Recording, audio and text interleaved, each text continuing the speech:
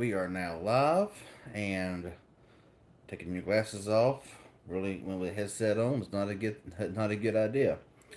So anyway, let's just go ahead and get started off here. Make sure that my Bluetooth is connected and that everything is sounding a okay. Let's try to change this. It's too cool. Not. There we go. Tone it down a little bit. All right. So hey everyone, how's it going? Let the headphones. Yeah, these are some really nice Black Shark headphones. They're actually a gaming headphone, but right now they're hooked to Bluetooth. Uh, hopefully, hopefully the sound is coming out of the headset. Um, if y'all could let me know, I'd appreciate it. I want to hit the microphone. Let me know if it's coming from if it's because if it's more echoey, it'll be through the microphone of the phone. If it's more professional sounding, it'll be here out of this headset. So let me know. I should appreciate it. Getting the heads up. Well, I do a lot of gaming. Um, if I was able to do it on YouTube, I would definitely be doing that on YouTube more than what I'm doing right now. But I don't have the equipment um, to actually do that at the moment, and I'm trying to get situated here and everything. I'm trying to get my dog to go behind the couch because she's standing going back and forth, and she's getting on my nerves a little bit. Go on, you're okay. Go on. There she goes. Ah, that can be annoying at times. Okay, let's go to my YouTube channel here, and I'll bring up my comments and everything. So hopefully, like I said, hopefully it is going to be coming through here. And I got a fan right over here beside me as well. And the fan is blowing right into the microphone. So hopefully that's blocking it out as well. You hear me loud and clear? Okay, okay. So hopefully now if I pull this away, does it sound the same? Is it quieter? Because I'm really wanting to make sure that it is coming through the headset instead of the phone. Cause yeah, and when I bring it back in closer, like this right here, okay. So they say this nice and clear. So good deal, good deal. So got 9 watching. Thank y'all all. Got 1 like. Come on, y'all. Um, I actually had really good speeds for streaming right now. Actually, I was pulling. No matter what I do look like that. I look like white as a sheet. Now it does. I'm not really sure the quality here. It says 144p, but you know, whenever you have limited internet, you got to kind of take the good with the bad. So I want to say hey to Paul Evers, what's up? Kenneth Marlin, what's going on? Shay Kennedy, how are you doing? Stan Demand, TJ, how are y'all doing? Gene G Jr., what's up? How's it going? Thank you for joining the stream. Bobby Warren, how's it going? Thank you for joining the stream. Yeah, I like this headset here because I like the RGB lights here on the side, which this is a gaming headset that I bought. It's compatible 3 ways. It's compatible with a dongle to plug into a PC and plug into, um, I think a PS4 and PS5. Which I don't use PlayStation. Then it has Bluetooth compatibility where I can hook it in to a phone, which I'm doing right now. And then it has a 3.5 millimeter jack to plug it into an Xbox. However, whenever you plug in the 3.5 millimeter, RGBs don't work, the EQ settings don't work, so that kind of sucks. Anyway, so thanks for everyone being here. What's up, B Tech Reviews? What's going on, man? How's it going? Like I say, I'm hoping. Let's see. Can I only watch a 144p? What's going on here? Oh, no wonder. Okay. So anyway, let me just okay. All right, so got the iPhone 14 Pro Max yesterday. Uh, I put out a tweet. If you go to my Twitter, some will agree, some will not agree with my tweet, but I hope that the removal of the SIM.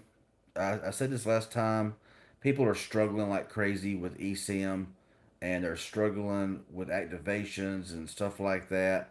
I hope that this bites Apple in the butt enough to where they lose. They lose out this year, and they have to bring stuff back that they have no reason to take it away. Okay, if you can get an iPhone in Canada and internationally with a SIM card slot, then why not here in the U.S.? Why can't we take a stand? Why can't we take a stand enough here in the U.S. to say, you know what, these other countries, you're giving it to them, you're giving it to Canada, which is part of North America, but you're taking it away from us.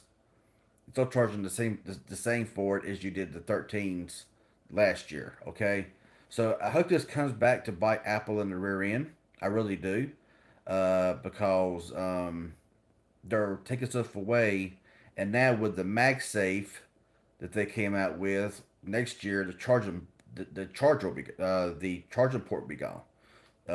Mark my words on that now, a year in advance, that the charging port will be gone next year. So yeah, I don't ever wish failure for a company, but I do wish failure for the iPhone 14 because of a needless takeaway that they didn't need to do. It's just a way to lock you into their ecosystem more because they're afraid you're going to leave when there are better phones out there, I'm sure, that are Android, but I ain't going that route. We'll skip that, but Kenneth said I've had the S22 Plus since it's been out, and I've been loving it. Minus the 256 model with 8 gigs of RAM. Okay, yeah, I got the S22 Ultra that actually right now watching this video on. Currently, this is a 512 gig, of course, 12 gigabyte RAM, and I love this phone. And I'm not a Samsung fan in the least, but when a phone's but a good phone is a good phone, and this is a fantastic phone. Um, yeah. Paul Evers, Bobby said I went to 30 different Verizon stores, and they have it at the last one. Usually how the way it goes, ain't it? Um, but yeah. So anyway, man, I think you was desperate to get an iPhone 14 if you went to 30 stores though, man. I'm telling you, 30 to me, buy a Canadian iPhone. See, here's the problem. If you buy an iPhone internationally, you're gonna pay at least $200 more. I was looking at the iPhone. I was looking at the international iPhones for the same iPhones you get here. Internationally, they're about $200 more. So Apple's getting richer and richer. I mean, they're charging international and probably even in Canada, they're charging $100, $200 more because of SIM card. And then you got Brazil that says we want the freaking power brick. So hopefully this will be enough. I doubt it because we know that Android always follows suit with these dumb, stupid, ridiculous decisions like removing stuff that does not need to be removed. And if you're gonna have just one phone for the entire year, that's fine. You have an eSIM in your iPhone. You go from one iPhone to the next iPhone, from an Android to an or to from Android to iOS. If you're gonna have one phone for the entire year, then yeah, it don't really matter to you much. But whenever you remove SIM trays, especially for us techies who I might change up my SIM twice a day or 5 times a week, that's a pain in the butt. You know what I'm saying? And I know that tech doesn't revolve around tech people a lot and changing phones, but still, give us the option. Stop taking stuff away that they don't need to take away because they can to save money to cheap out. And to me, it's just stupid. But anyway, yes, BTech, I am excited for the Pixel 7/7 Pro because I'm really hoping that they get all their P's and Q's together because the Pixel 6 had so many problems. Luckily, I did not run into many problems. I'm on the Pixel 6a right now, with a ring light behind it because if I turn the light off right now, it's fairly dark in here. So that's why I also look whiter than normal, than usual. Normally, I have a lot warmer tone to my skin, but this light, for some reason, it just blows. It's just I don't like it. But anyway, yeah, the Pixel 7, especially you know the way that they're doing with Pixel 7 this year is going to give them time to work out all the crap and the bugs that plagued them last year, which we all know that Android 12 was a disaster for OnePlus, for Samsung, for Xiaomi, for Pixel. It was a disaster for a lot of manufacturers because of the issues that was plaguing it. But going having their new chip with Android 12, while Samsung could fix their issues, OnePlus could fix their issues, Xiaomi could fix their issues, Google seemed to always fix one issue and have three or four more. And I think a lot of that was because of the Tensor chip, and it just did not bond well with Android 12. However, with them bringing out Android 13 2 months prior to the Pixel 7 and 7 Pro launch, I believe they have a lot better testing, and because Pixel's going to have to bring it, Google Google's going to have to Google is going to have to bring it with the 7 and 7 Pro, and not have any of the disasters that they had at release last year. But of course, we know how YouTubers are. Some YouTubers, they're going to trash it. They're going to nitpick every little. They're going to dissect every little thing, and they're going to find something wrong with it because they're the punching bag since LG's left the market. So, um, you know, um, yeah, we'll get into more stuff about some of that stuff later if I feel like it. But they got to bring it, and it's coming out very soon, and I'm very lucky to get my hands on it. Paul Evers says you have the iPhone 13 in blue, 128 gigabyte on T-Mobile. Nice. You doing good? Awesome. Now, I do want to say this here that if I get behind a little bit in the comment section, if I get in a big way of talking, I say this in every live stream, but I read them individually, I read them in order. I do get behind, okay? So don't go nowhere. Just hang around the channel. Don't go anywhere because I'll get to your questions momentarily. I just read them in line. If I get in a big way of talking, it may be a little bit before I get to your question, but I definitely will answer it. So hopefully more people will join in. I got 12 watching right now. Um, that number needs to get that number to climb on up some more. I put it out on Twitter. Hopefully it'll come out. But anyway, share to get this out, get people to watch it. Anyway, I had the iPhone 5 before I missed the headphone jack. Wow. Hey, Bonnie, what's up? How's it going? Thanks for joining the chat. I can't see that my glasses on. Uh, okay, like a helmet. I could for your profile picture. I couldn't tell what it was there. Currently on the Pixel 6a. Yeah, I'm on the Pixel. I'm on the Pixel 6a doing this live stream right now. I thought that I was gonna have to use the 3.5 millimeter to hook up to the Pixel 4a, but then I thought this thing has Bluetooth compatibility, so I'll just hook it in. Hopefully, it's working right and it sounds more professional. And then having a hollow room here that's gonna make it sound like it's echoey and everything else. So yeah. I have the iPhone 12. It's been going strong. Probably won't upgrade for a while now. Yeah, I don't blame you. I mean, I've seen tests between the 13 to 12, and there's really not much difference, honestly. Did anyone see the new iPhone commercial with Lebron? Guess he switched over from Samsung. LOL. I haven't seen it. I haven't seen it. Wild Case RJ. What do you mean there? Stand the man. I needed a phone to work. I had iPhone 5 and it quit. So you was on an iPhone 5? man, there's been the iPhone 5S, the 6, the 6S, 7, 7, all these iPhones since the 5. You can get an iPhone 7 for dirt cheap, but yeah, without the SIM tray, I would get the iPhone 13 if you're an iPhone person. But that's just my personal opinion.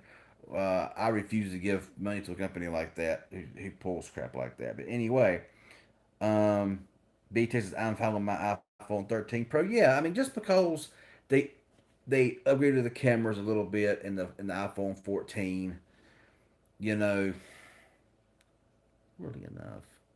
Is it really enough? I mean, you know, these phones are getting so good now. When the S23 comes out from Samsung in January, I done made it a point I will not upgrade because I upgraded from the S21 to the S22. Very minor differences, and I smack myself about every day for trading for a phone about equal quality. I mean, I will give props to the 22 Ultra for the 8 Gen 1. It does run cooler. The Samsung S21 Ultra had the triple eight processor. You could about fry an egg on it. But other and of course the S Pen support is really nice as well. I found it to be kind of handy in certain situations. Um, if you write out documents, stuff like that, and you gotta kind of like white out something, you can just go in there and just with pinpoint accuracy go in there and it's really nice to have that feature along with other features with ESPN. That's the only thing I can say about it. But honestly, from here going on out, I just really don't see the point. Yeah. B Tech with a donation of $2 says, "Glad to see you streaming again. Thank you. Shout out to B Tech Reviews. If you ain't watching this channel, be sure to watch his channel, his live streams as well. Stand the man. Also, thank you for that donation as well. I do appreciate it. Shout out to Stan the man. I sure would appreciate. I sure do appreciate it. If I'm stumbling and having problems talking, I do apologize. I have some situations at times where stuff in here by the time it comes out here, it gets mixed matched, and so um, yeah, I can't help that. It's just an issue that I have. But anyway, BT says, but slowly considering switching to Android completely. I don't blame him. And there is so many Android phones that are so nice. They don't charge you an arm and a leg, and there's just so much more experience you can have. I mean, to me, an iPhone. I mean, if people love Apple and they're in the Apple ecosystem, awesome for you. I'm not these kind of people that's like, ooh, green bubble, blue bubble, or you know, oh, because of course that's more people with Apple than the Apple. But I'm making a point, I'm not, just because somebody uses Apple and I use Android, don't make me think, ooh, we got to kind of quit doing that, Um, because honestly, people can use what they want to use, and if people's happy with Apple, with iPhone, and the watch, and all their MacBooks and all that kind of stuff, there's nothing wrong with that. That's just like somebody with an Android who is really into the Android system. It's kind of the same way, and we need to just use whatever we want to use and are happy with, and not worry about what anybody else thinks. Um, Andrew McDaniel says, "I'm still rocking my OnePlus Nord N10. I still have my OnePlus Nord N10. And that phone is a sport. I'm telling that OnePlus made a really good phone in the N10. It's just so ashamed. It's just so shameful that they backtracked on the Nord N20 that was supposed to be an upgrade, which it was an upgrade. I have been blasted in my comment section when I was like, why people should not buy the Nord N20.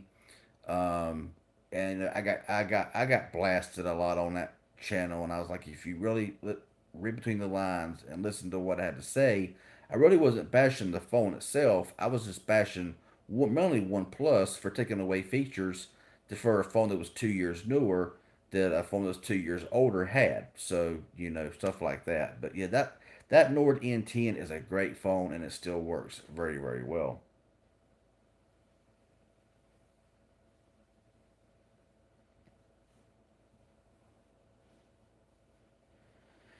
Yeah. Some people keep their phone till it breaks until it just can't function anymore. you know, uh, I ain't one of those people. Yeah, my 6A. Now I did make a video. Not sure if you watched it or not, B Tech or anybody else here on the stream.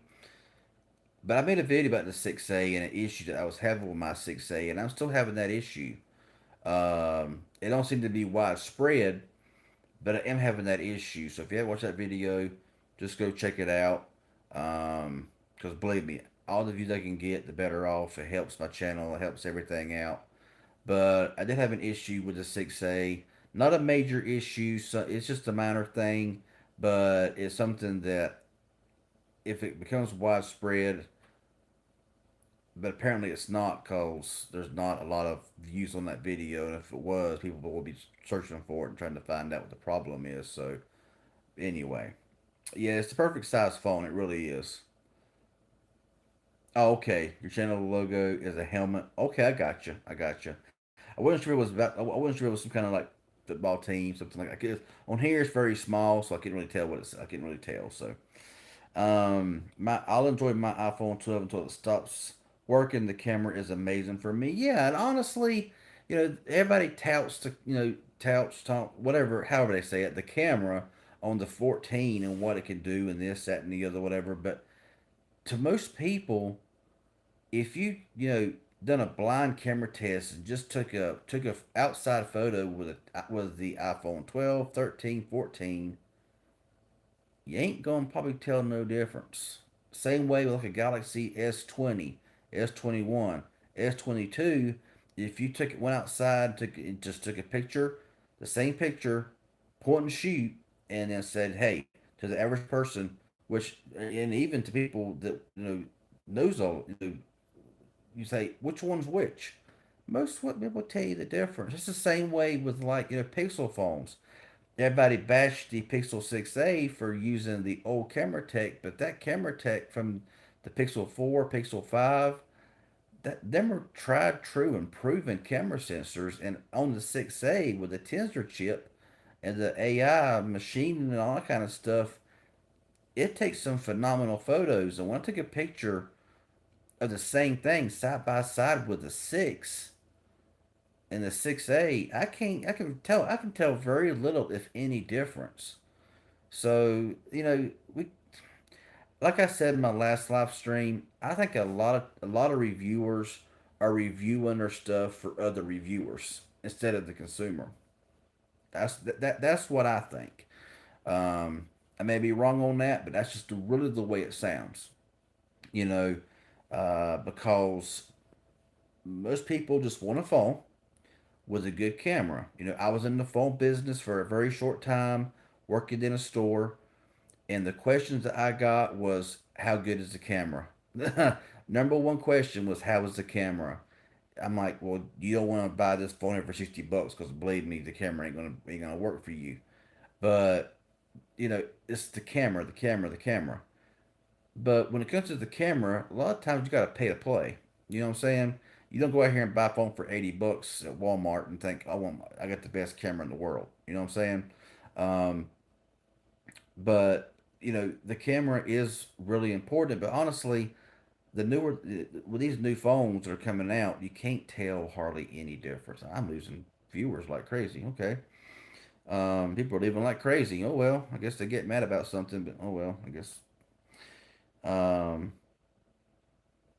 so anyway, let's go ahead and get on with what I was talking about there. But yeah, the cameras are cameras. When it comes to these flagship phones, I can take pictures with a OnePlus 10 Pro, and it looks just as good as the Pixel photos, the S22. They all do a really good job. So anyway, okay, Luke Tech, what's up, man? I'm keeping your Pixel 6 Pro. I don't blame you. 6 Pro still a really really solid phone. The Pixel 6 Pro is a really good phone. And to me, the 6 Pro was one that had the least amount of issues of the 6 series. Um, yeah, the 6 Pro it's a beast. It's a beast. What's up, Sean White? How's it going? You're on your lunch break, can't stay. Oh, I'm sorry. Well, at least you're here now, so that's all good. iBuying says I like both Android and iOS. Both have their pros and cons. They do. They do. Forgot to mention, my birthday was on Saturday. I'm 21 years old. Happy birthday to you, Bonnie. Happy 21. God, that seems so long ago. Kind of depressing. Easy Computer Solutions. What's going on, man? How's it going? Hope you're doing well. So yeah, I've caught up now. So I cannot believe that the OnePlus 10 Pro got Android 13. I figured that Samsung would have been the first after the Pixels to get Android 13.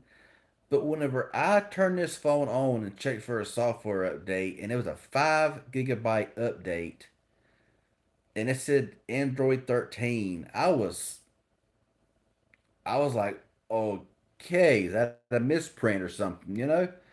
Because I mean, OnePlus has been kind of slow at rolling out updates lately.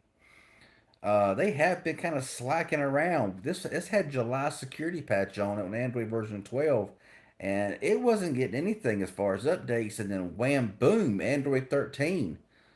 But it's not all roses yet with the OnePlus 10 Pro and Android 13.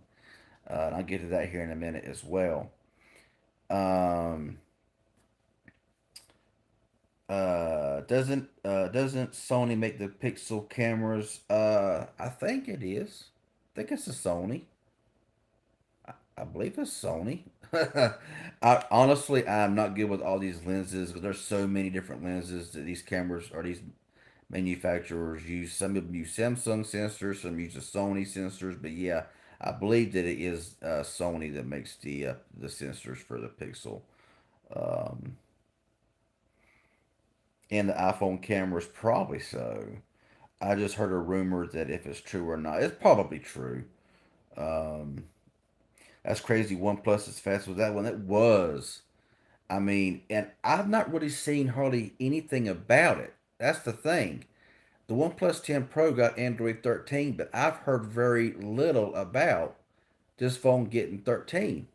And I made a video about it. If you haven't watched it, go back and check it out. It's on my channel. I know notifications suck on YouTube, so a lot of y'all may not even know that video even came out. Which I mean, there's 9 people in here right now watching, but um, you know, if you've seen it, awesome. But I mean, yeah, and this is one of the problems now. Fingerprint scanners a little. It used to be a lot faster than it was right now. They need to fix some of that. They need to update to fix some of the problems because fingerprint scanner don't work that good. Sometimes when you're scrolling, to me. Whenever they updated this phone to Android 13, it looks like a Realme phone now. Yeah, I have a Realme phone as well, and I think Realme is a sub brand of Oppo, if I ain't mistaken. I could be mistaken, but of course, with OnePlus and the Oppo thing or whatever, this looks more like an Oppo now than it did before. So, or a Realme device. So, yeah, but let me go in here and check this out here. Not sure how good you can see it, but it does show that ring lights just in the way. Oxygen it says Oxygen OS system update 13.0, OnePlus 10 Pro 5G, and of course Android version uh 13. You might be able to see that there, but Android version 13 September security patch, and it is running Oxygen OS, but it looks more like Color OS. But it does, I guess, I think it's Color OS, but Snapdragon 8 Gen 1, 5,000 milliamp battery, 8 gigabytes of RAM plus 5 extra gigs for expansion. Tells all the camera sensors and everything. I'm telling you, very underrated phone. OnePlus 10 Pro. If you haven't used it, oh my goodness, this phone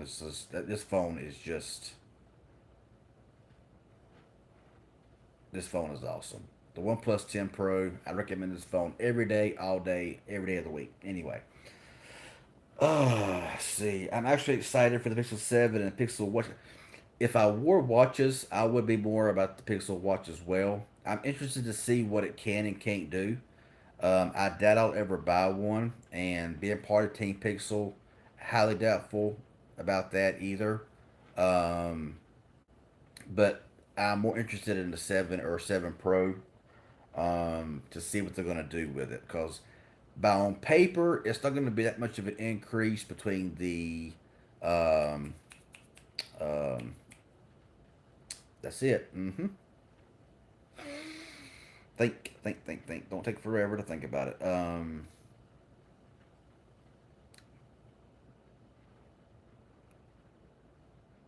Yeah, the tens are tens are Gen 1 and Gen 2. There's not going to be a significant increase, but I bet they're going to put a newer modem in it, which is going to be better for connectivity and all that kind of stuff. So, hoping that it will be more powerful, which is pretty powerful now. I mean, people look at the Tensor chip and say, "Oh, it's just blah blah blah blah blah," flapping the jaws, and I'm thinking this phone can hang with my S22 Ultra with the 8 Gen 1.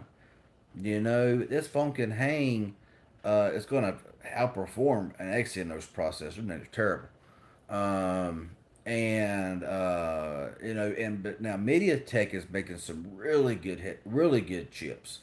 You know, they got their Dimensity 9000, their 8000, and all these really good Dimensity. I got phones right now with the Dimensity 810, which is sort of in the mid range, but they are so good.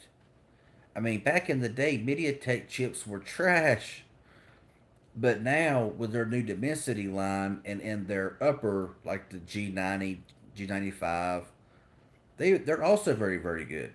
But now their Dimensity series, God, they're just getting so good. And you know, I've seen those testing the top Dimensity chips with the top Snapdragon chips, and the Dimensity chips are are outperforming Snapdragon.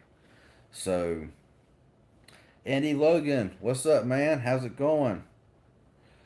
Both OnePlus and Oppo are both under the parent company. Oh yeah, yeah. I knew that OnePlus and Oppo had a thing, but I'm going to also say Realme is in there somewhere because Realme and the OnePlus they look sort of similar, especially like in the status bar. You know, a lot of the same features you see in the Realme device, I'm seeing now in the OnePlus device, which is not a bad thing. It's not a bad thing at all because Realme has really good customization.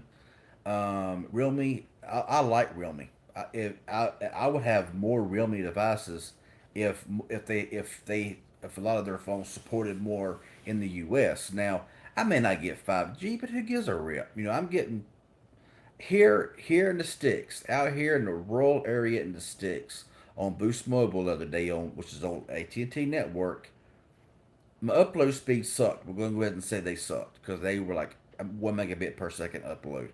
But I was pulling 87 megabits download on LTE out here in the sticks. So I don't need.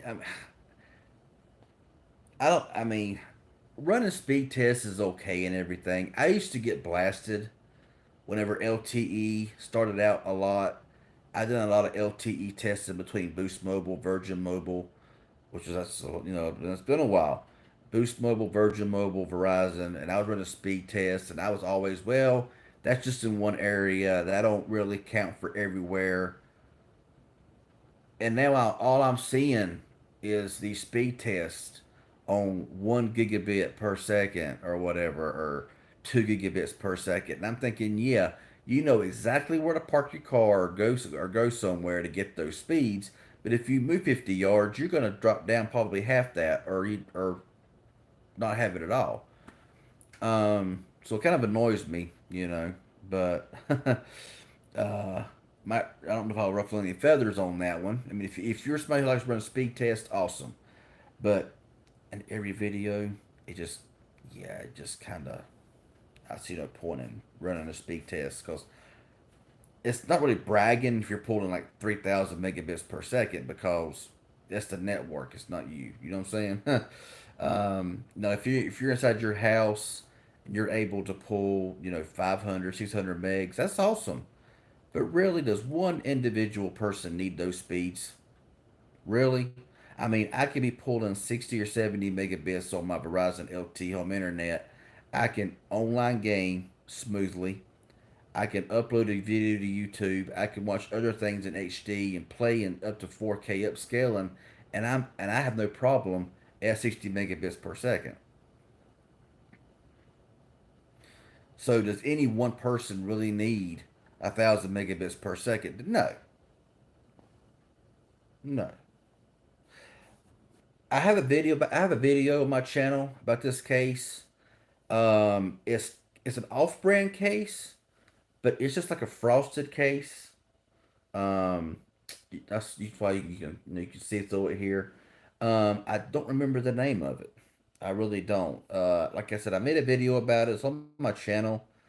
I've had this case for a while. I've got more cases actually for my OnePlus 10 Pro, but this case is just so good, and that matte feel on the back, and it's just got a really nice feel to this phone or to this case. But I can't for the life of me remember the name of it. It's an off-brand. It's a generic case, but it's very well made. Keeps my phone very well protected, and that's why I use this case because it's frosted. You can still see the beautiful green, but it has a really soft touch. So I got other cases for it, but like I say, this one here is just really good. So just go back to my channel somewhere and my videos, and I'll have this case and the name of it, and I think the Amazon link and all is there as well. But I really like this case. So currently caught up now. I know that a lot of times in this time of the day, um, having like 20, 30 viewers is not really something you can really expect because jobs and everything. And then of course YouTube with their screw ups, notifications and everything. Um, oh God, the first phone I've had, I could sit here all day and tell you that, and explain that. Let me try to think here.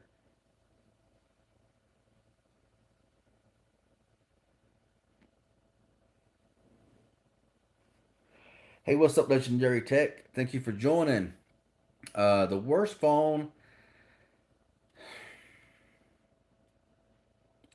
was probably my very first Android phone, which was the Samsung Moment on Sprint back in 2010. I want to say it was probably one of the worst phones I'd ever used, but that's a long time ago. A lot of older Samsung phones running TouchWiz was just crap, junk, which we all know that.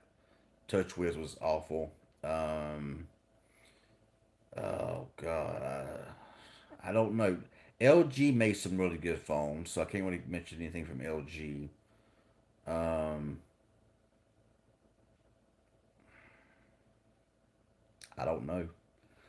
I've had so many phones that I cannot remember all of them and which one was the worst. I know one of the worst ones that I had quite a while back. It was a phone by um, Asus, however you want to say it. It was pretty trashy, um, but I really cannot remember. The worst phone that you ever used was the Moto E6. It kept really. I had the Moto E6, and that was a very, to me, now mine was a very solid phone. I had a Metro version that was unlocked and a Verizon version that I paid $2 to get unlocked. And that Moto E6 lasted and lasted and lasted and lasted. I like the Moto E6. Now I do not like Motorola phones. If you want to ask me what phone brand I don't like the most, it would be Motorola. I don't know why. I've tried to like their phones, and I've used their phones, but I just can't like them. I don't know why. I don't know what it is about their phones I don't like, but I don't know if it's just the genericness of their phones. Of course, I haven't tried like their top end phones. They might be better, but the problem with Motorola is they love to take things away year after year and charge more for it. You know. Now, one phone that I really liked from Motorola. I take that back. I don't dislike all phones from Motorola. Um, now, now, don't get this wrong. There's nothing wrong with Motorola. Um, they make some good phones. I just don't prefer Motorola. There's some that love Motorola and wouldn't use nothing but Motorola, and they love them, have no problem with them, and that's awesome. If you find a company, a manufacturer that you like, that's what's up. But I had the Moto G Stylus, and that was a really good phone, a really solid phone. And if I don't drink something, my throat has a tendency now. For some reason, as when I talk for, I've been talking for 41 minutes.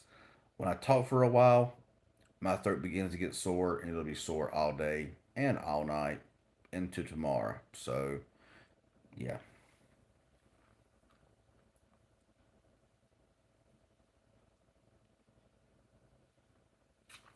So, apologize for that. But not sure what's going on in my throat, but if I talk for a while, uh, it'll be gone. The worst phone, okay, so it was on Android version 9 Pi, yeah. It was on 9 Pi. Um, I love the E6. I had the E6 Pro as well. Didn't like it as good as the E6. Um, so yeah, like I said on the, the title says AMA. You can ask me anything, and I may answer it, may not, depending on depending on the topic. Of course, I put in the OnePlus 10 Pro Android 13 to discuss that. If anybody wants any questions on that, man, people just keep leaving. No, dang it, people keep leaving my stream. Jonathan Ezel, I didn't even see. Did I even? If you're still here, Jonathan, and I missed your comment, I apologize. I really, really do. But man, my people are leaving like crazy. Come on back. Everyone is leaving. Oh my goodness, I'm telling you, I remember those days of my live streaming when I had like 50 or 60 in my live stream. I guess that's why, because I used to have like 60 or 70 in live streams. And I talked for 3 hours straight, because the questions be coming through so fast. So hopefully, just share this out. People can come on in. I'll be on for a little bit longer, I'll be on for a while, a little bit. Uh, people, as long as y'all keep asking me questions, I'll keep talking, and I'll stay online and everything. Um, so yeah, there's that. My longest live stream was like 5 hours.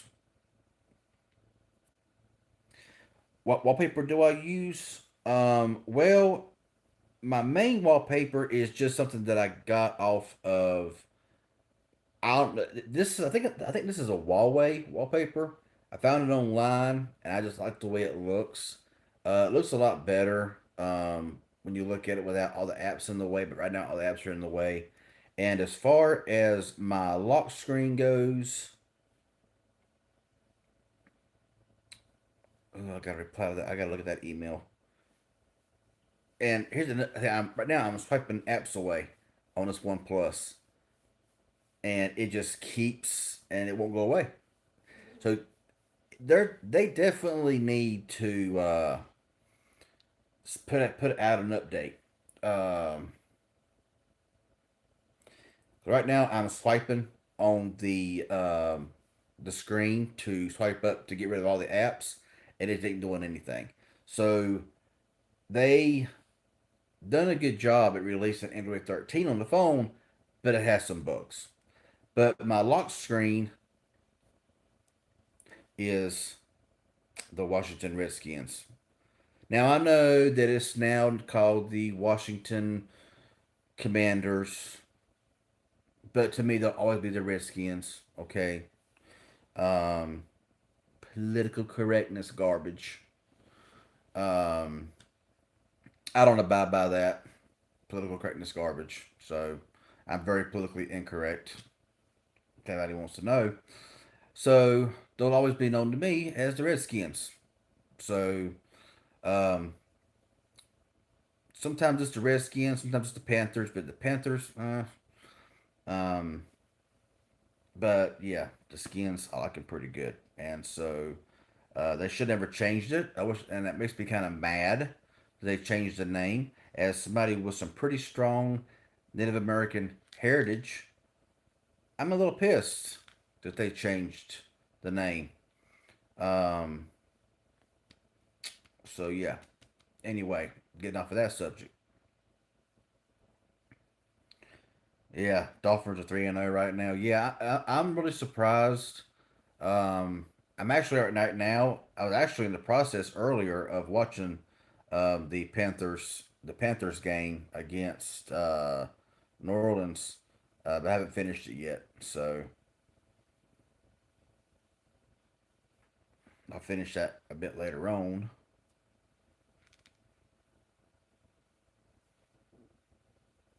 But yeah, I have to kind of like rely on like Hulu right now to watch it. I record it and then I rewatch it later on, stuff like that. But yeah, so like I say, I've always been a big Redskins fan, um, and a Panthers fan because Carolina got to represent the Carolinas. But yeah, anyway, so I got 8 watching currently and 14 likes. So thank y'all for the likes. I really appreciate it.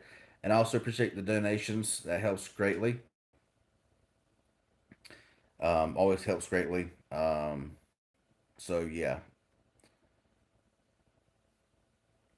but as long as if nobody's talking and nobody's leaving me comments, asking me questions, then I'll just sit here in silence or I'll end the stream. Because I don't really when I do these live streams, I do them for the viewer. I do them for the viewer. I do them to answer questions on things people ask. Because when I do live streams, I don't really have a subject. I don't really have something that I am wanting and to discuss. 'Cause I do that in a normal video. If I want to discuss something like this phone getting Android 13, I could in a live stream about it. But why? When I made a 6 minute video or whatever about it, you know, why make a 30-minute video out of it for a live stream when I could just do a 6 minute video of it and get it out there and boom. So these live streams are for the viewer to come in and ask questions. I've had a lot of people that just ask me questions, and I'm like, I will get to it in a live stream, but they never come into to the live stream either because of work maybe or busy or probably number one, YouTube don't send out notifications like they should. So I'll have people coming in about 8 hours from now and say, "Hey, I didn't even get notified you went live." So that's why I try to put that on Twitter. That's why it's good if you got a Twitter to follow me on Twitter. That way, hopefully you'll get notified from Twitter that I'm live and you can see me on here and on everything else, and we can talk about things. I do not use a tablet.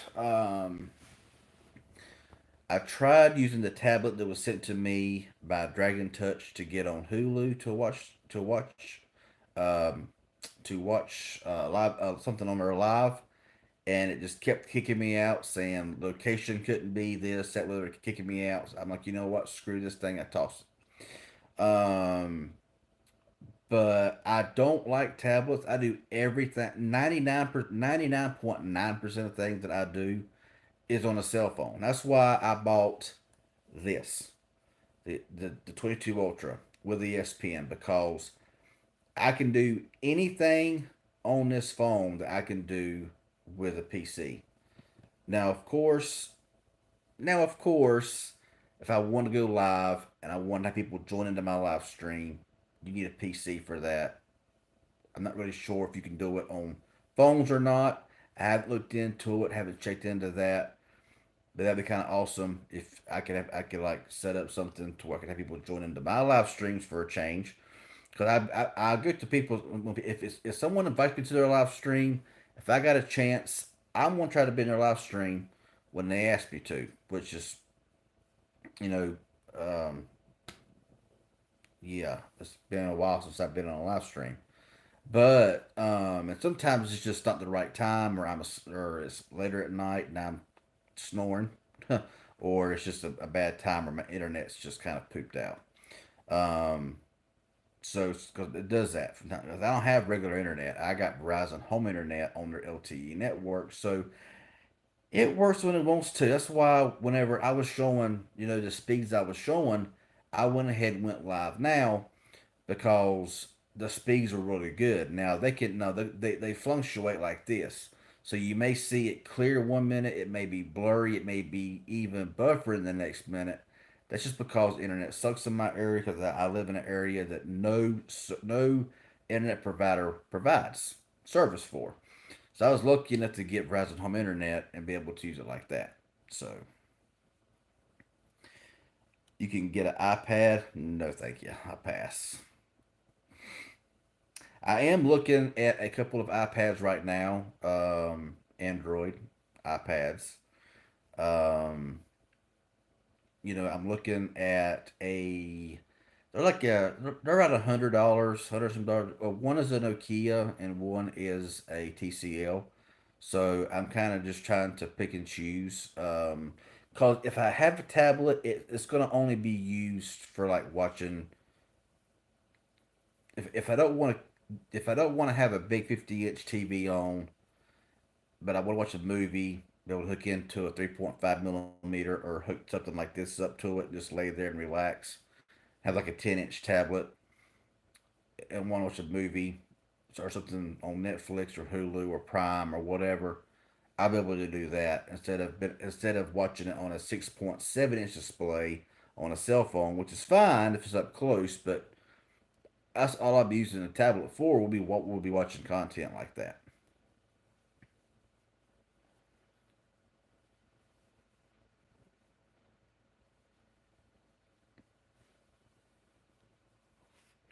Yeah, Bobby Bourne, you just said that I could get an iPad, but I don't want an iPad.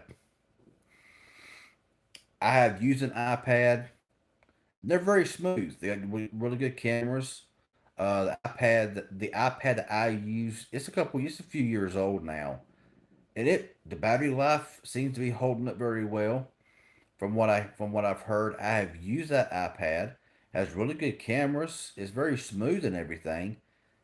But I'm just not in that Apple ecosystem, man. I'm just not. I'm just not in the Apple ecosystem.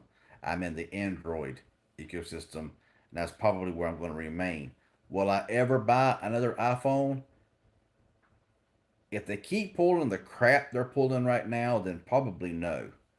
But if they get themselves together and they've released the same freaking iPhone 3 times. You had the iPhone 8, you had the iPhone SC 2020, and iPhone SC 2022, and it was the same exact phone every freaking time. They didn't change anything. Now if they would have made an iPhone SC 2022, slimmed down the bezels a little bit, made it more of like an iPhone mini,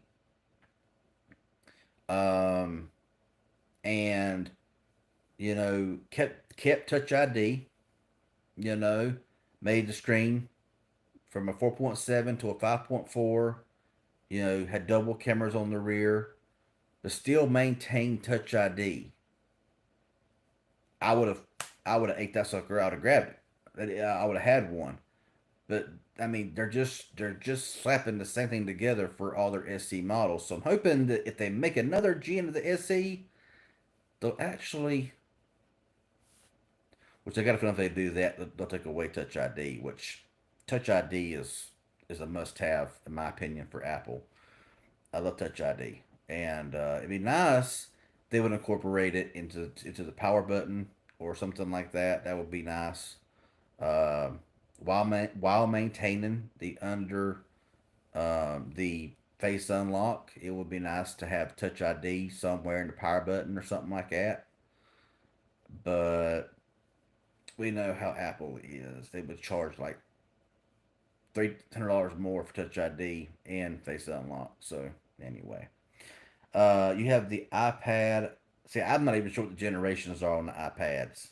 So you got the iPad ninth gen is amazing for work that I use. Yeah, I mean, like I say, if you're in the Apple ecosystem and you like Apple, that's what's up. They are good products. They make really good products. I'm not sitting here, saying that Apple is trash and Apple is no good and they're the worst thing on the planet. That's not true. We all know that's not true. They make some really good phones. They make some really good products. They make some really good tablets. They make really good products. I just don't like their business practices. Their practices suck, and what they choose to do. But that has no reflection on their products because they make really good products, very smooth. I mean, I have an iPhone 6s. I have an iPhone 7 that still work. Yeah, it don't have iOS 16, but I don't care. It came up, that phone came out with Android. Oh my God, I said Android 9. That phone came out with iOS 9, I believe, on the Pix. Oh my God, can I get my brain to function right now a little bit? See, this is how not in the Apple ecosystem that I keep referring everything to Android this or everything else. So I'm sorry because I'm trying not to get them confused, but that's how little I discuss Apple. But if I'm mistaken, the iPhone 7 came out with iOS 9 and maybe iOS 8 on the 6S. I don't really remember. And they're up to iOS 15, and I'm still getting updates, important updates on the 6S and the 7. And also got the little mini iPhone SE as well. That the battery is just piss poor in that thing. Um, it's used up quite a bit. But it's running like iOS 15 point something right now on the 6S and the 7. And I do use those on very, very small occasions. I do pull those phones out. Um, but yeah, so I do have iPhones. I just don't nothing newer than a 7. I had an iPhone SC 2020 that I got in the very beautiful red, but I sold it. I bought it for YouTube videos, basically. I used it for YouTube videos, but I didn't like it. The white balance was just always off. The focus was just not. I'm not sure what they done with the cameras on the SC 2020, but I took better video on the 6S and the 7 for some reason. I had an iPhone 8, but it wasn't much different than the iPhone 7, so I didn't keep the iPhone 8. But I still got the 7. If the battery was better, yeah, because the phone still works really well. I mean, for a phone that came out that long ago for the 6S, I bought the iPhone 6S in rose gold. It's the only color they had, which honestly, I like the rose gold on the 6S. I got that at Metro when it was still Metro PCS. I paid $50 for it. So I've had it for a while. I've had it for a long time. And it looks like you just took it out of the box. It looks brand spanking new. And other than the battery draining severely bad, I mean the battery drain. I updated. It had like 20 updates on apps. It was at like 80% battery, and whenever the 20S was updated, I done to 40% battery. That's how bad the battery life is on it. It's like 95% capacity battery, but it's just no good. The battery's just pretty awful. Bobby Moore says, I love Touch ID and I missed yesterday. I need to get used to Face ID. See, that's what I like about Android phones. You can find Android phones for $100 with Face Unlock. Yeah, now I know argument it's not as secure as Apple's, but it's still there. You know, I got tons of Android phones with exception for the Pixel. I'm hoping the Pixel 7 and 7 Pro has Face Unlock, which I guess we'll find that out soon. But I mean, like my S22 Ultra, my OnePlus 10 Pro, and a lot of these phones. I mean, you ain't even. I mean, as I pick up my OnePlus 10 Pro and I'm looking at it and push the power button, I'm on the home screen. I mean, it's just super fast.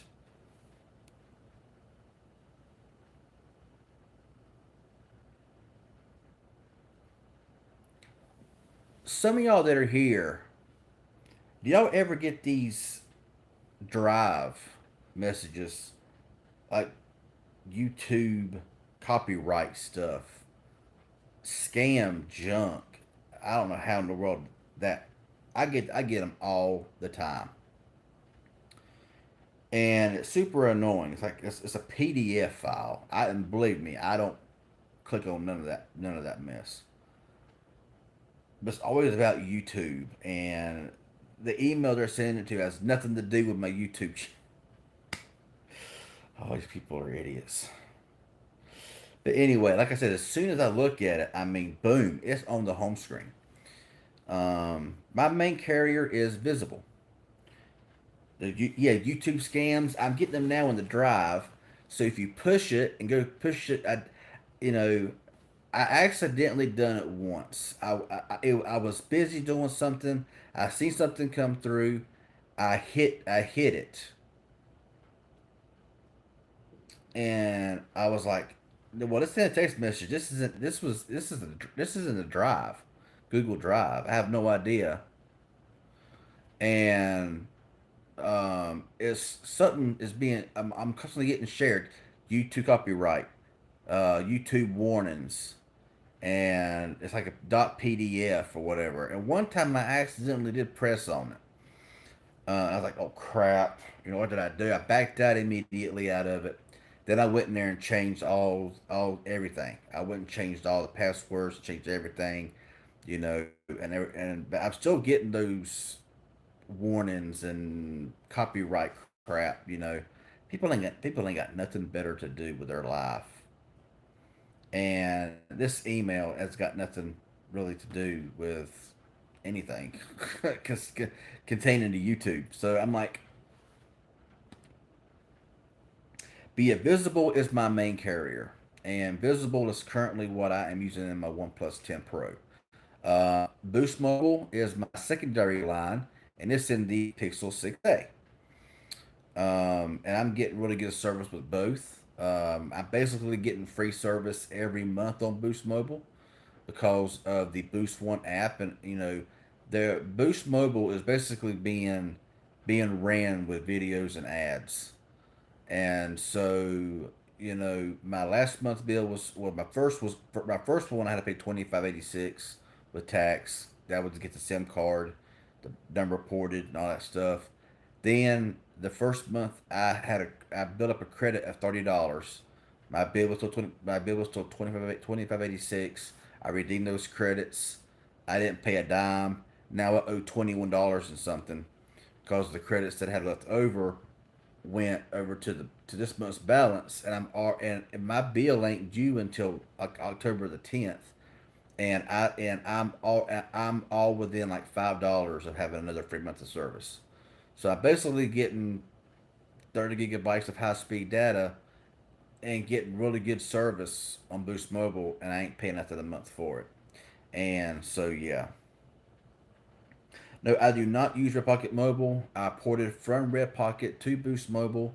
If Boost Mobile would have never had that plan they offer, $25 a month.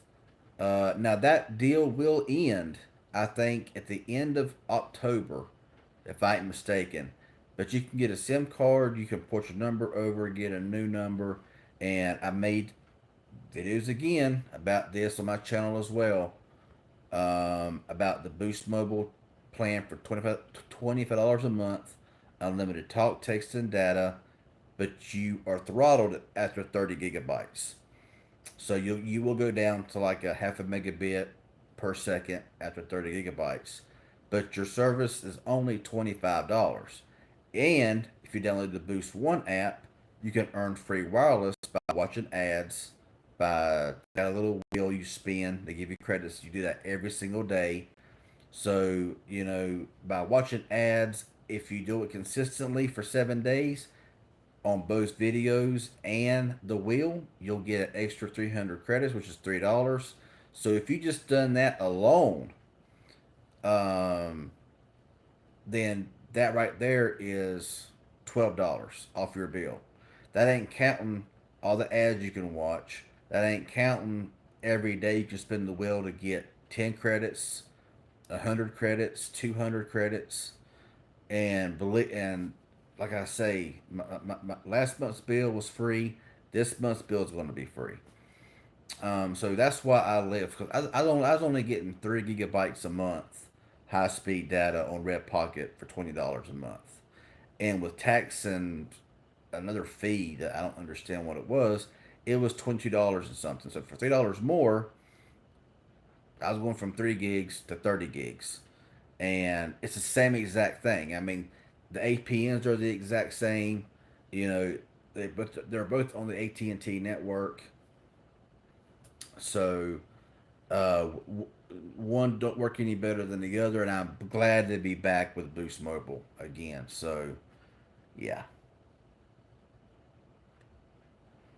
Bobby Warren says, I bought an iPhone 6S Plus and it got stolen, and I switched back to my 5S and it quit yesterday, and I got the 14 Pro. I mean, that's a big difference. Going from the 5S to the 14 Pro Max. Dang. So, yeah, and Invisible, is doing pretty good. Verizon's getting pretty trashy, though. God, I remember when Verizon was like on top of everybody. Verizon was killing it. But right now, Verizon not doing so hot. Uh, my Verizon home internet in about an hour and a half from now will just die. It'll just die. It'll cut out for like 30 minutes to an hour. It's like it's like a system maintenance every day at the same time. It's weird, really weird. Um, it stopped doing it for a while, and now it's starting up again. But I do use around 600 gigabytes a month on my home internet. So, but that ain't got nothing to do why it just stops working. So, um, and that's a good deal to have. But Verizon's just getting trashy. I mean, there's times my home internet will go out and my visible will go out at the exact same time. So that tells me there's something to do with the towers. I don't know, but I remember when Verizon used to be the best, and now Verizon seems to be slipping. Um, so I clicked on a link from my wireless carrier, Verizon. I backed out and changed. Yeah, your main carrier is AT&T. That is one carrier I would never ever recommend.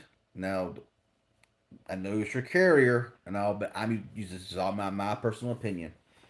I would never recommend anybody to Cricket or AT&T. Never. And the only reason is because of how they dictate what phones you can and cannot use. A lot of phones I have are international phones, and they will not work on AT&T or Cricket. I would never recommend it because if you have a lot of phones, they they won't work. No 5G, no nothing. Now, yes, I use the AT&T network, but on Boost Mobile.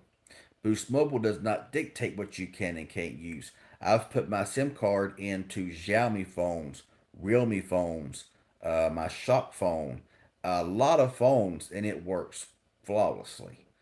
If I put those same SIM cards and those same phones, I probably would get suspended, have to pay a reinstatement fee or whatever, get kicked off the network and everything else. But that's why I use Boost Mobile on the AT&T network because they don't dictate what you can and can't use. But yeah, you say it's good for now, but I make a video on them. Sometimes it drops service. Yeah, well, I mean every carrier drops service, and I would dare say that T-Mobile is probably the worst. I'm down to 4 people viewing. My goodness, am I that boring? Um, Legendary Texas. I just switched to Red Pocket last month. So far, so good. I'm on the plan for $20, but it's upgrading to the 40. I get really great signal. Yeah, see, I recommended Red Pocket. I really do, and I still do because they are really good. But the plan for $40 gives you 25 gigs, and the plan on Boost Mobile is $25 and gives you 30 gigs, and they're on the same exact network. Even the APN is the exact same APN as Red Pocket. Um, you know, if this plan on Boost Mobile would have came out before I made all those videos about Red Pocket Mobile, I may never made them. Even though all the things that I said about Red Pocket and how good they are and how reliable they are and how good of a MVNO they are, I stand true on that.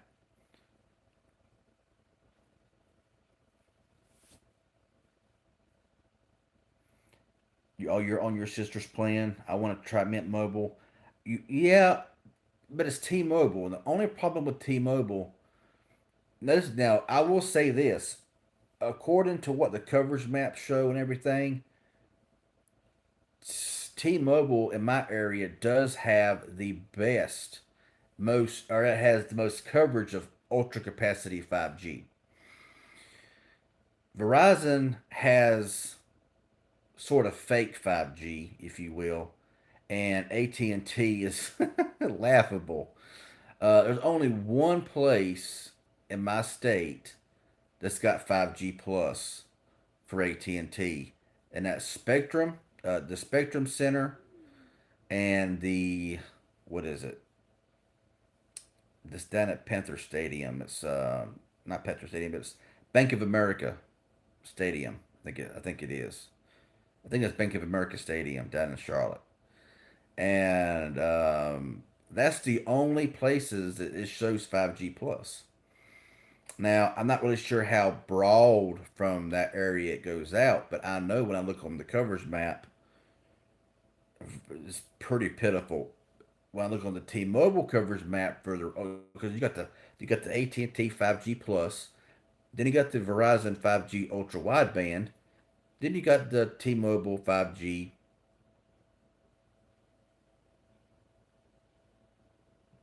I just said it. Ultra capacity. The ultra capacity on T-Mobile is at a lot of places. Now, how strong it actually is, I don't know because I just don't know. Verizon has ultra wideband in my state in about 4 or 5 different places. It's not very broad at all. It may be on one street, but the next street may not have it at all. In my area, there is the ultra wideband. There is ultra capacity on T-Mobile, but in my area down here in the sticks, I get no coverage at all with T-Mobile. I am in partner coverage, so I am always roaming on T-Mobile. So no 5G for me on T-Mobile. That's why I used to have a plan with T-Mobile to keep an eye on their coverage, but I'm thinking until their coverage map shows service in my area, I ain't wasting any more money on their service. But I really do wish T-Mobile would do more for their rural air. I mean, like I said, they're so worried about getting ultra capacity 5G on every interstate in America. Like, you really need ultra capacity on the interstate. I'm sorry, but as long as you got LTE on the interstate and as long as you have service to call out, you don't need ultra capacity on every interstate. You need to be worried about your rural coverage and your rural customers because you're going to gain a whole lot more if you I mean, AT&T has coverage here. Verizon has coverage here. T-Mobile. Nothing. T-Mobile is dead in the majority of areas. There's places it says it's covered, but there's no service at all. I've made mention to this.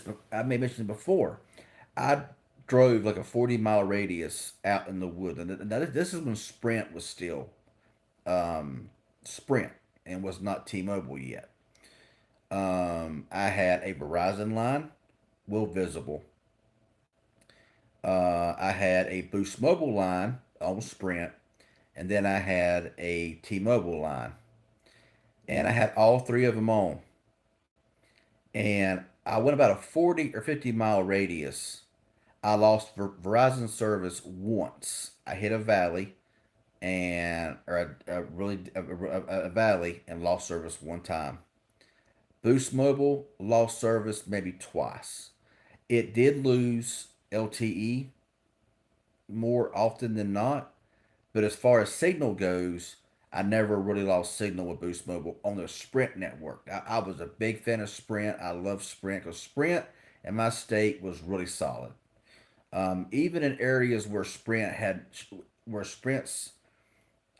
even where Sprint showed no service, Sprint had service, and it wasn't roaming; it was Sprint. So the coverage map could be completely whited out, showing no service, but your phone showed 2 bars of service, and phone call was clear as a bell. Weird, but T-Mobile for that 40-mile radius, it had service once. It stayed in no service 99.9% of the time, while 99% of the time on Verizon and Sprint had service, T-Mobile had none, and they've had not improved at all. So that's my biggest problem with T-Mobile is they care more about getting ultra capacity 5G out. They worry more about getting 5G ultra capacity whatever on all the interstates across America, but they could give a crap less about anybody in rural areas. That's what pisses me off. If I could drive 2 miles that way, or a mile or two that way, and be an ultra capacity 5G, but they won't expand their service at all. It sucks. Legendary says, I wish Visible would get their act together, but I had to leave them because when I was upgrading to the new plan,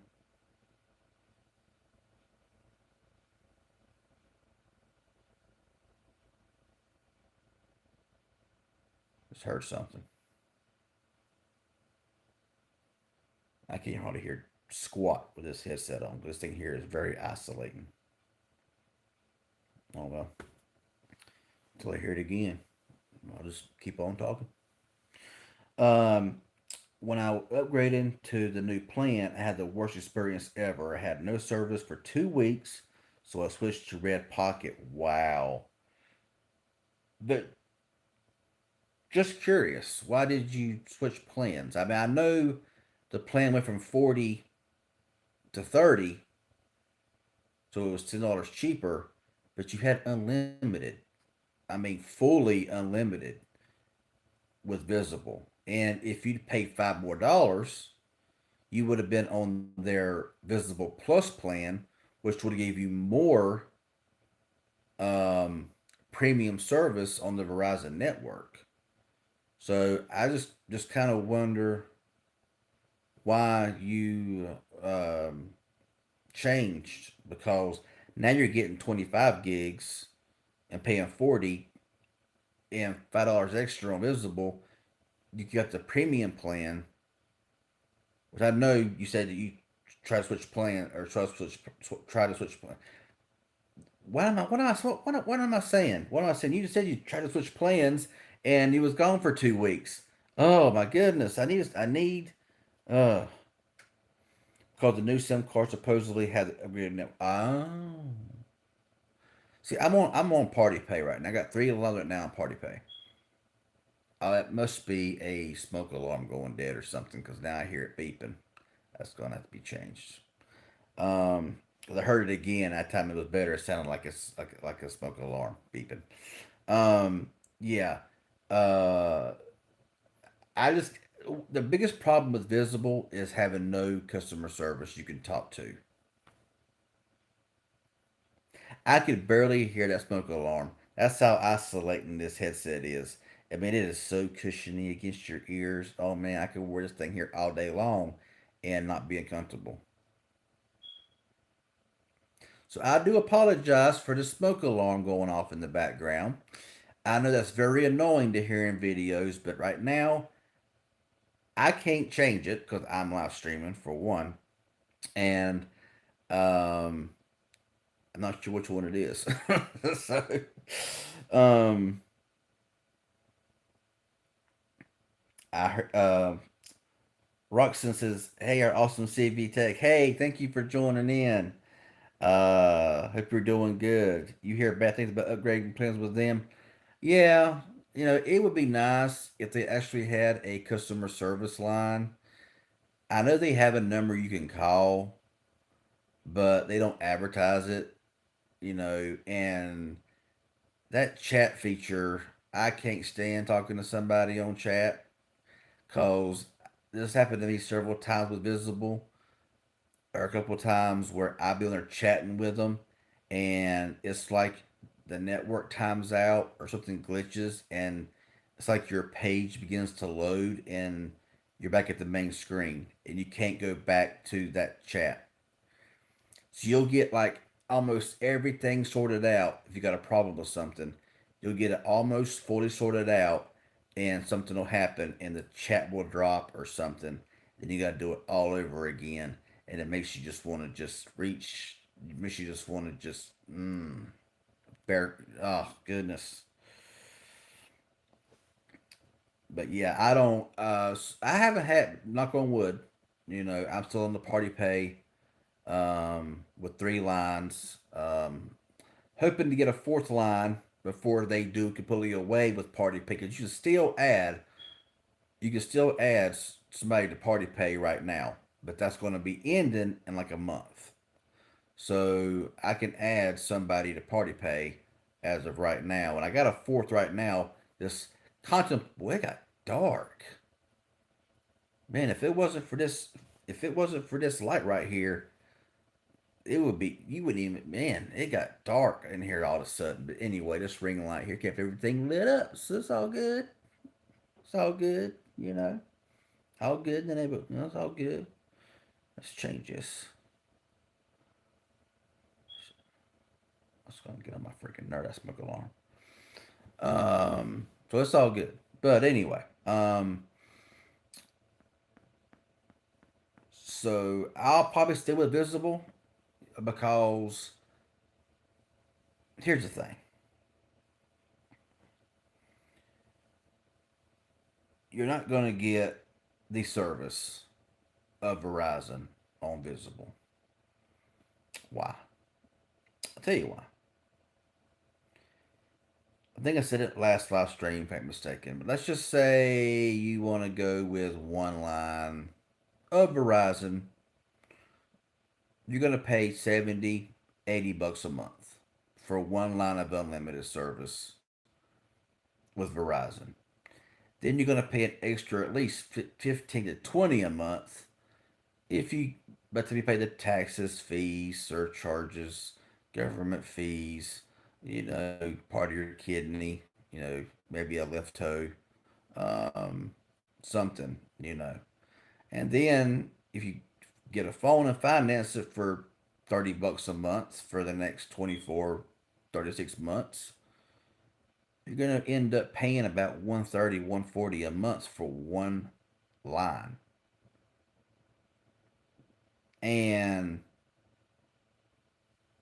with Visible right now, if I wanted to get the Pixel 7 when it came out, it's going to probably be like $35 a month through a firm. If you're approved through a firm, you're paying $30 a month for your phone bill flat. Now that's with the party pay, but even their new plan is $30 a month for their basic plan for 30 a month or 45 for their Visible Plus. So for $30 a month, if you get a new Pixel 7, if it's 30 a month with through a firm with zero down, 60 bucks a month, and you got a brand new phone, unlimited service, you just may take a hit and not be able to use every tower that Verizon uses because, of course, why would Verizon give every tower and every bit of service, the whole network, the whole kit and caboodle or whatever? Why would they give that to a visible customer that's paying $30 a month for unlimited, and they're charging $80 a month for unlimited on the Verizon itself unlimited plan? It would make no sense. That's something we got to kind of look at as well. And, is for the fact that we cannot expect to have the exact same quality of service with Visible, with Boost Mobile, with any of like Mint Mobile or Ultra Mobile or US Mobile or any of these T-Mobile MVNOs, AT&T MVNOs, Verizon MVNOs. It's because we're paying so much less. I mean, you look at the 30 gigabyte plan I'm getting for $25 a month through Boost Mobile on the AT&T network. I know I'm not gonna. I know that I'm not gonna be. Start over and slow down. I know that I'm not going to be getting the premium AT&T full out network because they're going to be charged. Well, AT&T is ridiculous in their pricing anyway, but they're going to be charging you about the same price, if not more, for their unlimited service with all their taxes and fees and surcharges and government fees and everything else. And then you finance on the phone, and which of course I'm not really sure what it would cost for a plan that gave you like 30 gigabytes of data, but I'm sure it'd be more than like $60 a month, something like that. So it's probably gonna be at least double, if not triple. So I can kind of understand that we're not going to have the same experience as somebody with postpaid. We're not going to be prioritized with postpaid, and we should expect it because we're paying a lot less. You know what I'm saying? So, man, am I really getting no more comments? Because, dang, it's quiet. It's like I got 9 watching, 17 likes. Thanks for the likes. Thanks for everyone that's viewing. I appreciate it. The likes really help, and it really helps the algorithm. So if you go back and watch any of my other videos, smash that like button because the more likes, the more the algorithm pushes the video out, and financially, it really helps. Oh, you're making coffee. Okay, okay. You're still here listening to what I have to say. All right, cool. Cause I mean, I'm making the point to where we gotta kind of know. Now I know that I might have to change this title because we really didn't speak much about the 7 and 7 Pro or the OnePlus 10 Pro, so we have to change the title a little bit. But anyway, um, we really, we got to kind of understand that we're not going to be able to get the exact same um, experience with Visible, with Boost Mobile, Red Pocket Mobile, US Mobile, Mint Mobile. We won't get those same kind of priority because we're paying so much less. Um, how's the battery life on the OnePlus 10 Pro? Right now, it's not very good. After Android 13, it's not very good. I know that it takes about 5 to 7 days after a major update to um, kind of like readjust your battery or redo your battery and get it back to the way you use it again. So I'm not bashing it on the battery just yet from Android 13 because I know that it takes 5 to 7 days to learn your usage patterns and all like that. However, I am not liking the way it's scrolling when you pull the drop down because it gets stuck sometimes. And the fingerprint scanner is not as good as it was either, so they need to fix those things. So I'll probably make a separate video about that, the issues with Android 13 on the OnePlus 10 Pro. While not many, it is smoother in transitions, it is smoother in many ways, but there is a couple problems that need to be addressed. But the battery life right now is not the greatest.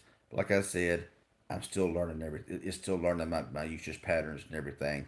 So I can't really. I'm not really gonna knock it too much on that. Um, but the phone does work like a champ. I mean, The battery right now is sitting at 31%, and honestly, it has not been that used that much since its last charge. Let me go here. I gotta find the battery first. So it says that now a lot of phones, whenever you power them off and charge them, the usage since last charge will go back to zero. What this phone doesn't. It says it's been charged for 2 days and 14 hours screen on time. That is not the case. It just didn't reset whenever if the phone's turned off and you plug in this phone, it'll power on automatically and charge to 100%. I plug it in, turned on, and I turn it off, and then it charges turned off. And I use my 30. I use my OnePlus Nord N10 5G's 30-watt charger to charge it. Even though it's got like a 67-watt charger that came with it, I used a 30-watt just because. So unfortunately, I cannot give the actual battery because you got to kind of mess with it a little bit to get it to reset back to 0, 0, 0 screen on time and 0 minutes since last charge. And I didn't do it on the last charge that way, so now it's showing 2.5 days and 15. I'm at 15 hours screen on time, which that's definitely that'd be awesome, wouldn't it? Could you imagine getting two and a? Could you imagine having 31% battery left and quad HD, 120 hertz refresh rate, and have 2.5 days, 15 hours screen on time with still 31% battery left? That'd be awesome. But that's not getting nowhere near. I fully charged this phone yesterday, and it hasn't been used that much, and it's at 31%. So yeah, I don't think I really have any other phones in here except for the S22 Ultra and and the Pixel 4a. So there's that. But the OnePlus 10 Pro. Now the OnePlus 10T is also another really good phone. I'm not sure if the 10T has got 13 yet. I haven't seen any videos about it, so I don't think they have been. Um, but the 10T is quite a bit cheaper, and you can get a bigger storage option and a more RAM. Which, like I said, I got 8 gigabytes of RAM plus 5 expansion RAM. So you know, I'm getting like 13 gigabytes of RAM in this phone. It's only being I think it's only being used when it's under pressure. You know what I'm saying? So it is cheaper, but it is skipping out on some of the premium features of the OnePlus 10 Pro. Is the battery life on the S22 good? Actually, yeah, it's actually really good. It's better than the S21 Ultra. I know people had flip flop things to say. I know some that says they had the S21 Ultra with the 888 and it didn't get as hot and it had really good battery life. And then I've heard you hear people like me that has the S20 that had the S21 Ultra with a 888 processor. They got so hot you could fry an egg on it, and the battery was just horrible. But then I've heard some with the S22 Ultra say it gets really hot, battery life sucks. But on my end, it runs cool with the 8 Gen 1, and the battery life is really good. So, I mean, this battery is pretty solid on this Samsung S22 Ultra. And I'm running it in Quad HD, 120 hertz, and I always run it around pretty low brightness because the screen's pretty bright. And in a room like this, I'm not somebody that runs my screen at 100% brightness because to me, I'm in a dark room like this right here. I mean, like I said, if I was to cut off this ring light, it would be really dark. But in a dark room, I mean, I can see everything perfectly fine right here. And my brightness is at about, since it don't tell you the brightness percentage anymore on these phones, I'm at about 20% brightness. And it's bright enough for me to see everything just fine. I mean, I could watch a movie on this brightness right here, I'd be fine. So my battery is really good, and the phone is so it's like the perfect phone. If there was the perfect phone, the S22 Ultra probably would be it. Yeah, I got yeah. It's been about another 40 minutes. I got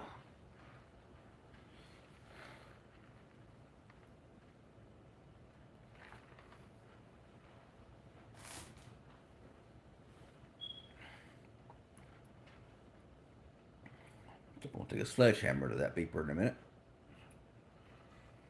I think keeps on beeping like that. It just started it. It just started doing that beeping. It hasn't beeped all day. It didn't beep last night. It didn't beep today.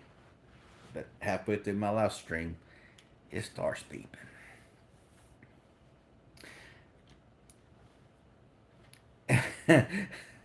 And that's the one thing you hear the most in a lot of videos. I've seen a lot of videos, and you'll always hear a smoke alarm. I'm like, it must be a YouTuber thing. Uh, like I said, I can barely hear it. I just hear a little beep because this headset right here is very isolating. I am running a fan. I got a dual tire fan right here beside me, about that tall. Well, it's about a foot tall, and keep me nice and cool. And you can't hear it running because this windscreen blocks out all the noise, or blocks out the fan noise. It ain't blocking out that annoying beeping in yonder. But so right now this is general talk. Okay, it's just general chat. If anybody, if any of the eight that's watching right now, nine that's watching right now, um, you got any questions? Shoot them my way. I'm at an hour and 36 minutes. I may try to get it up to 2 hours, but if not, then it's all good. This headset, when I hooked it up, was at 99%. So this thing is gonna last. This thing lasts about 60 hours, so there's no problems there. I had like 85% battery on my Pixel 6a. And I also turn on Do Not Disturb because that gets annoying to get notifications all the time when you're. And also, I love this RGB, but I think I could hook it to a computer. You see it's blinking very fast, and it's blinking and a lot of, it's going to the color really quick. But I think it only works on a computer or PC to slow it down. But it's still kind of a cool thing. Now, I don't see the point, like if I'm watching a movie or something like that, to have these lights on. Cause now, if you're streaming a game, it's cool to have these RGB lights going or whatever. Even though I'm streaming, you can't see them as I turn my head like this or whatever. But I should just turn them off. They'll save battery. But hey, why not? They're already on. But I can't change them. I can't change how slow they are, or to even get them to stay on one color, which of course will be red. But yeah, maybe my razors. I'll try them out. They're also Bluetooth compatible, so maybe I'll try those out. Um, they got much better RGB lighting from the Kara Pros I have. So anyway, what's your favorite phone that you're liking recently? Well, I mean, the phones right now in my rotation that I'm using on average, for flagship, I mean, it's a toss up between the OnePlus 10 Pro and the S22 Ultra. The S22 Ultra, though, is the ultimate phone. As far as a budget, the Bold N2 is a phone that I use quite recently or quite frequently as well, and I'm getting very uncomfortable sitting in the same spot. So sorry for having to move around there, but I was really beginning to, yeah, it was really beginning some. Anyway, the Bold N2 for around 250, great phone. Oh my goodness, if you want a budget phone for under $300, Bold N2. If you're on T-Mobile or AT&T, great phone. Um, for a mid-range phone, the phone that I use a lot is the Xiaomi Xiaomi Mi 11T for 350. That phone is unfreaking beatable. Runs the Dimensity 1200 processor, a lot of RAM. Great phone. Great phone. So, and of course the Pixels. I love my Pixel phones. I'm on the 6A right now. I sometimes have the Pixel 7, Pixel 6A, Pixel 6 Pro. Is I use the 6 Pro more than the Pixel 6. Um, but to pinpoint a favorite phone, I really can't pinpoint one favorite phone. Um, but I would say, another really good phone. I know it's kind of expensive, but at least it has come down in price. If you want a really good phone with all the goodies, is the TCL 20 Pro 5G. Came out last year, I do believe, and I think it's better than any TCL that's came out since then. The TCL 20 Pro 5G is it works on Verizon, AT&T, and T-Mobile. I think it covers every band, and I think it's got an hour blaster, I believe, which is rare. An hour blaster, I think. It has a headphone jack. It's got a beautiful display. Um, it's just the minimum storage is 256 gigabytes of internal storage is the minimum with an SD card slot. The only thing that phone's missing is dual speakers. Every phone should come with dual speakers nowadays. I think that a single bottom firing speaker for anything over $150 is just crazy. I mean, I've had phones for $80 that have stereo speakers. My new Shock Freedom Turbo XL 2022 model is only 169, and that has decently loud dual speakers. The TCL 20 Pro 5G came out for $500 with a mono speaker. Sure, it's got a great processor, has plenty of RAM, plenty of storage, one of the best displays for the price. So you can get it for it was on sale for like 299, and now it's on sale for 350. So it'll back up a little bit, but to me it's worth every minute, every bit of it. Software updates, they're hit and miss, not to be counted on very much. Um, for software support, they do get software support, but not as promised. So you do get them, but just not as much as you would think. Um, so yeah, there's a lot. I could recommend a lot of phones right now. Towards the end of the year, I will have my 2022 budget phone of the year, mid-range phone of the year, and flagship phone of the year.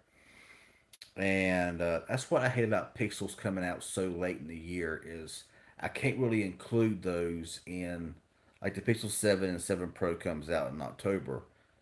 I'll do my phone of the year in the beginning of December, so it only gives you like a month and a half to use like the new Pixel phone. And I'm just somebody that needs a lot more time with the phone to really know if it's gonna, if it's the phone of the year or not. The Samsung's been out since January. The OnePlus has been out since whenever it came out. So,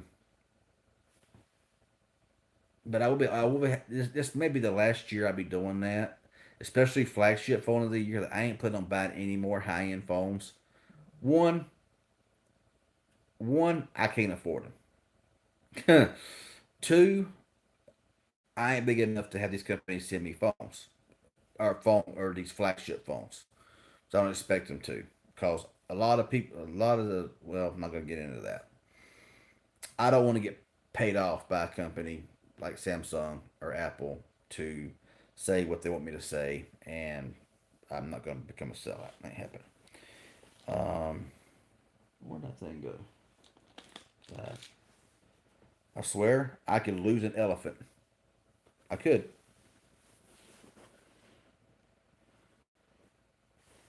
but you know, um, I'm not able to really buy the phones that I used to be able to buy.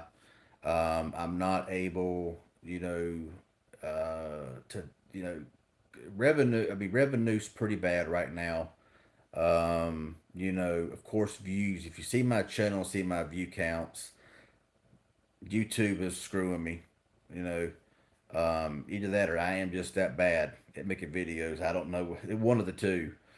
But videos from previous years compared to what they are now, and view counts is just horrible. So hopefully that'll start climbing up soon, because if it don't, then that's not looking good for future of my channel. Um, so hopefully the more likes, the more views, the more revenue, the more I can buy stuff for the channel. I have tried YouTube Shorts. I don't like them. I really don't like doing YouTube Shorts. Yeah, views right now are bad for a lot of people. I mean, you even look at channels with a million subscribers or near a million subscribers, and a month after their video's out, you might see it 10, 15,000 views, which is a lot, and you'll get decent revenue from that. But when you look at that compared to their subscriber count, if they got 100,000 subscribers and their video gets 10, 15,000 views, that's not a big percentage. It's kind of like where I'm sitting at 33,800, somewhere around in there. But some videos get a little over 1,000, 1,500 maybe, if I'm lucky. Um, you know, Maybe a couple thousand. That's about on par with the percentages on things, because I think, for one, well, we all know, for one, YouTube is broken. It's just broken. I mean, like I said before, they recommend videos to me on channels that either I'm subscribed to but haven't rung the bell, or I'm not even subscribed to at all. And I'll get notified about a video that they released, and I push their video, and I'm like, I'm not even subscribed to this person. But yet, people are subscribed to my channel. And they tell me they got the bell and all turned on, but they haven't seen the video in 6 months. So yeah, YouTube is screwing a lot of people, unless you are like the very top. You know what I'm saying? So a lot of people right now, I think even in the millions subscriber counts, are really hurting right now in views. So YouTube needs to get their act together. So right now I'm at a hour and 47 minutes. I'm gonna cut this off in about 10 minutes. We got 8 watching currently. I got 19 likes. So thank you all for the likes. And I also want to thank y'all who has donated. I really do appreciate it. Let's go back and check that out. Shout out to BTech Reviews and Stand the Man for the donations. That really helps out a whole lot, and I do appreciate that. So, any final thoughts? Any final questions? I'll do these live streams as often as I can. Maybe, I know during the middle of the day it's not really the best time for everybody and for everybody. I would do want to thank every one of y'all that came through the channel and talked, and it was good chatting with every single one of y'all. I like chatting with y'all, I really do. I'm just always able to do it when I feel like it, because my internet speeds does not always is not always the same. You know, like I say, here in about 30 minutes, but in about 30 minutes to an hour, my internet will just crash out on me for about an hour, um, and then it'll be fine. The upload speeds might be like 2 upload, and you can't stream on 2 megabit upload speeds. When I checked it before I went live, reason why I went live was I was pushing like 40 megabits download and like 7 megabits upload, which should give it a clear stream. So let me know, y'all, in the comment section right now, has the stream been pretty clear the whole time, or if you have some dropouts or frame rate being really bad or whatever? I would like to know, to see how the internet has been over the past hour and 50 minutes. um, cause it was doing really good. An hour and 50 minutes ago. Let's look good since you've been here. Awesome, thank you, appreciate that.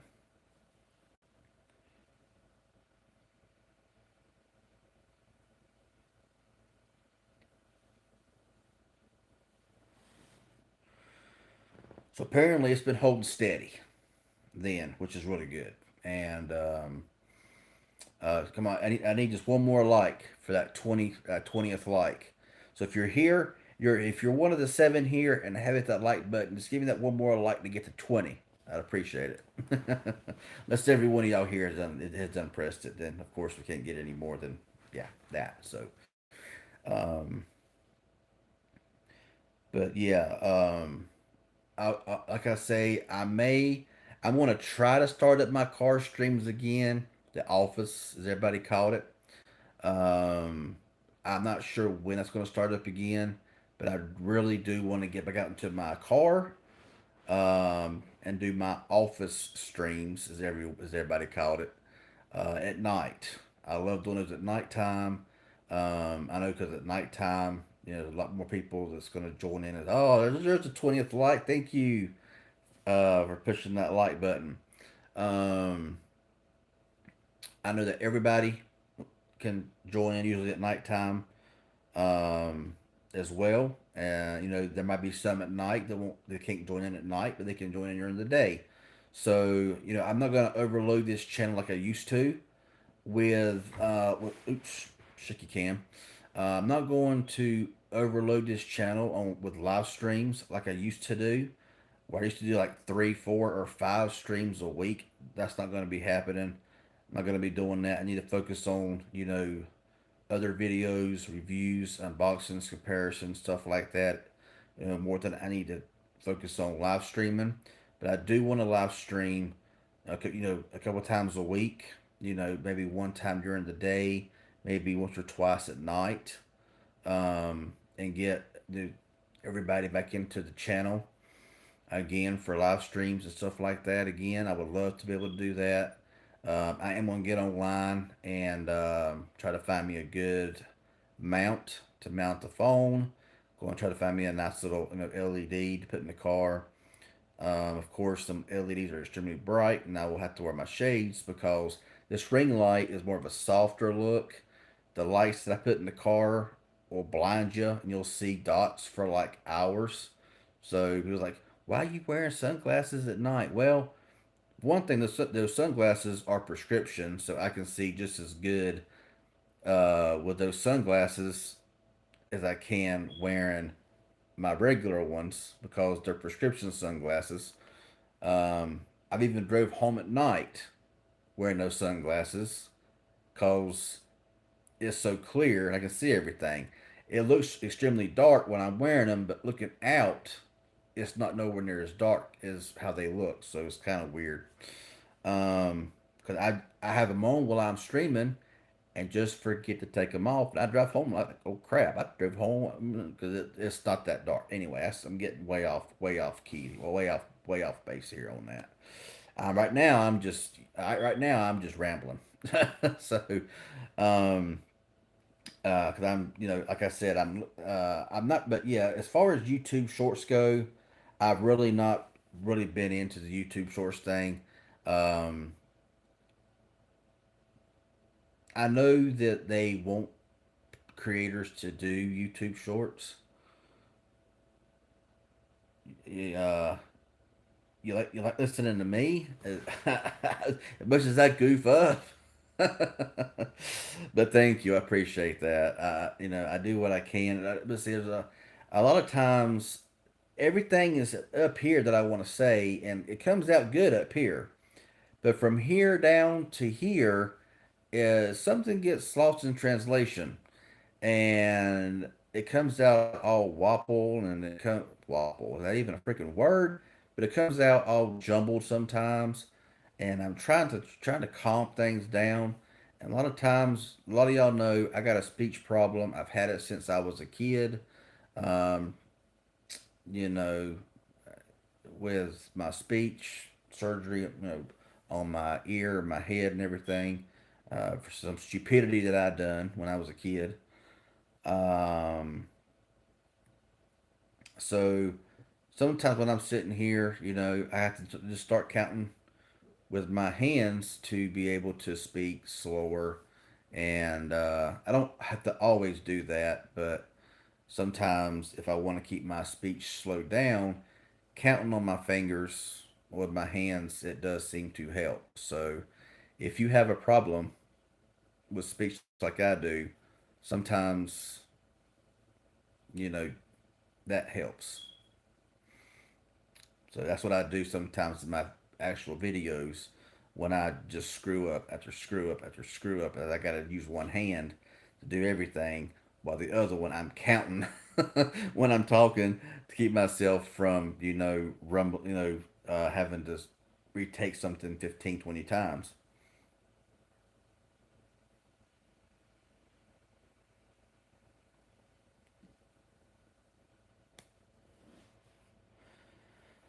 But yeah, like I said, again, I want to thank everyone for joining in. For the 9 currently watching, for the 21 likes, for the donations.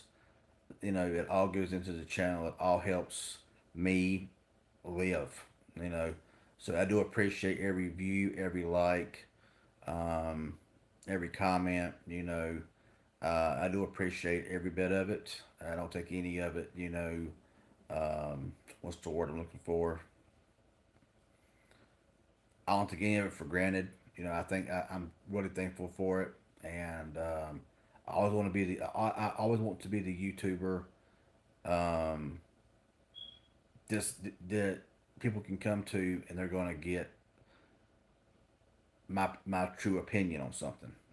Because I'm not going to tell somebody something that's what they want to hear. You know, I have been accused of being biased with this, biased with that.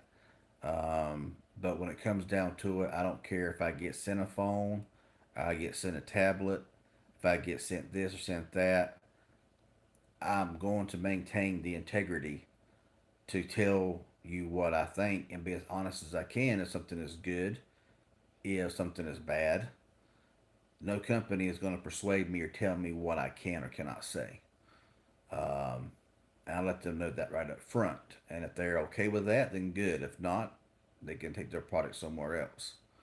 Because even though I may be a small creator, I do the best I can do with what I have to work with, which right now is not a whole lot because I don't have the resources for multiple camera angles and for really nice desk and backlights and backdrops and stuff like that. But I'd much rather see just a generic video of somebody sitting on their couch or sitting in their car or in a plain room, but giving you the honest truth about something rather than having 5 or 6 camera angles, a ton of RGB lighting that really, honestly, is just for show.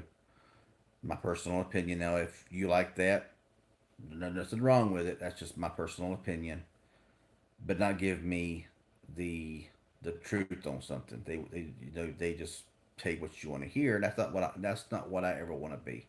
So if I am at 33,000 or at 133,000 subscribers, I want to let y'all know that I want to maintain what I've always done and what I've always been on my channel since I started doing videos. And that was just being straight up honest. And of course, you're not going to always agree with me on everything that I say, because we all have our different opinions on what we like and what we don't like. And I might like something that you may not like, and vice versa.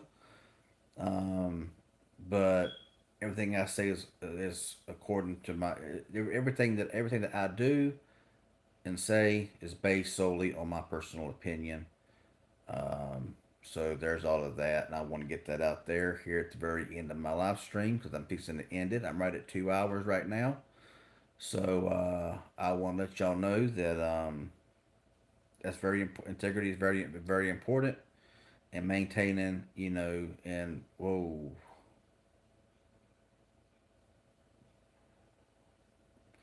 Room was spinning there for a second.